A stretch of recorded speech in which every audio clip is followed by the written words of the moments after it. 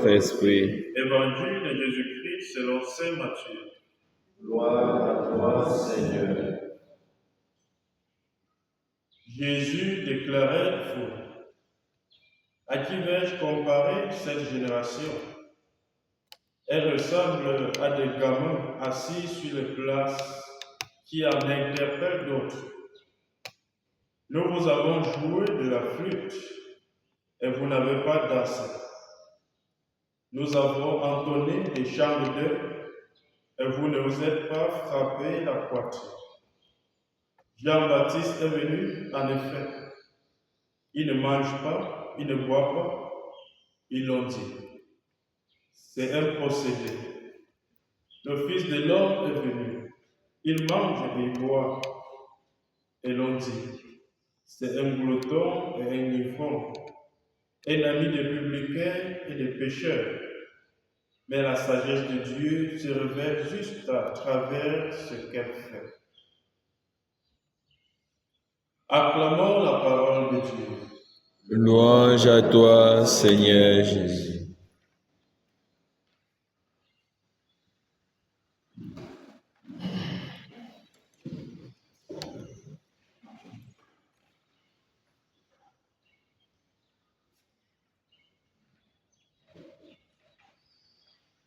Chers frères et sœurs, loué soit Jésus-Christ. À jamais. Encore ce matin, Dieu nous donne une grâce particulière de la vie et cette force encore pour que nous venions lui rendre grâce et lui confier cette journée d'une manière très spéciale. En lui confiant cette journée, il nous donne un enseignement solide pour que cette journée soit marquée par une grande joie, une grande ferveur en sa faveur et également avec la compagnie de Sainte Lucie. Déjà, pour que cette journée soit marquée par une grande joie, il nous invite à cultiver une certaine sensibilité, à ne pas être peut-être comme cette génération chez qui on a dansé de la musique, mais elle n'a rien, elle n'a pas dansé. Chez qui on a mis même les chansons de deuil, elle n'a pas pleuré. C'est une réflexion de la réalité parfois que nous vivons. Tellement le monde nous a rendus insensibles, sauf seulement à nos besoins individuels et personnels. Quelqu'un peut être malade, ça ne nous dit rien.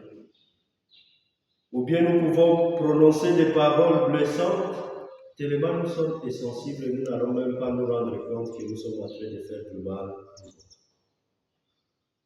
Une interpellation pour nous, afin que nous puissions cultiver cet esprit. Parce que c'est dans tout ce que nous pouvons faire, dans toutes ces expériences, que Dieu se révèle et révèle son amour pour nous. Manifesté justement par une grande compassion.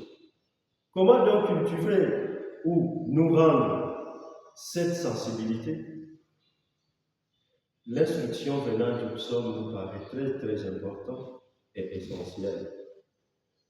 D'ailleurs, que nous avons dit, qui marche à ta suite, Seigneur, aura la lumière de la vie.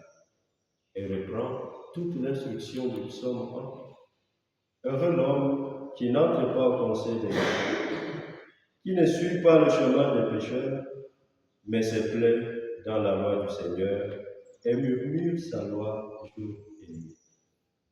À force de se plaire dans la loi du Seigneur, de murmurer sa loi jour et nuit comme nous le faisons chaque jour, venir à la messe, écouter la parole de Dieu, cette écoute forme à nous une certaine sensibilité jour après jour.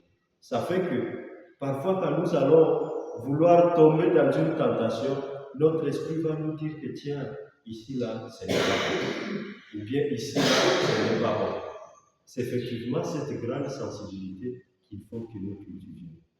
Je ne voudrais pas prononcer peut-être le nom de certains, mais je voudrais quand même signifier ce que nous remarquons parfois, nous savons que notre sensibilité est parfois morte, au point d'être même corrompue, et certains peuvent justifier des actes terroristes au nom d'une certaine religion avec une grande fierté. Justement parce que non seulement leur conscience est déjà morte, mais leur sensibilité en faveur de la vie des autres, du bien, elle est déjà morte. Ça, ce n'est qu'un exemple pour illustrer plusieurs situations dans lesquelles nous-mêmes nous retrouvons marqués par l'insensibilité. Alors que la parole d'aujourd'hui vienne alimenter à nous, réveiller à nous et veiller sur cette sensibilité, afin qu'au cours de cette journée, nous puissions être attentionnés aux autres, que nous puissions être sensibles à la vie des uns et des autres. Loué soit Jésus-Christ.